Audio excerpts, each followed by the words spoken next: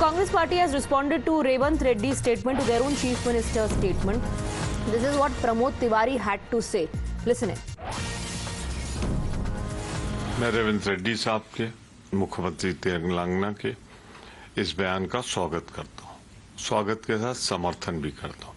भारत का संविधान स्पष्ट, आपकी जो आस्था हो, जिस धर्म पे विश्वास हो, जिस कर्म पे विश्वास हो करिए, लेकिन दूसरे धर्म की भावनाएं हैं तो ऐसा बयान देने का अधिकार किसी को भी नहीं।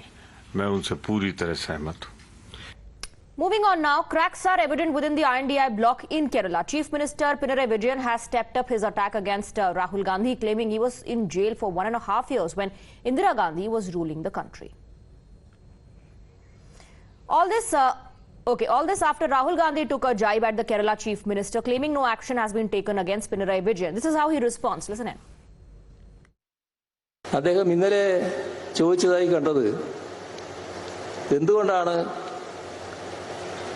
കേരളത്തിന്റെ മുഖ്യമന്ത്രിയെ ചോദ്യം ചെയ്യാത്തത്, എന്താണ് കസ്റ്റഡി എടുക്കാത്തത്, എന്തുകൊണ്ടാണ് കേസ് എടുക്കാത്തത്? രാഹുൽ ഗാന്ധി,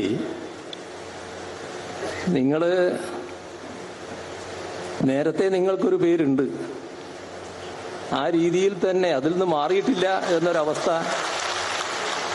ഉണ്ടാക്കരുത് കേട്ടോ, അത് നല്ലതല്ല. നിങ്ങളെ മുത്തശ്ശിയില്ലേ ഈ രാജ്യത്താകെ അടക്കി വാണിരുന്ന കാലം,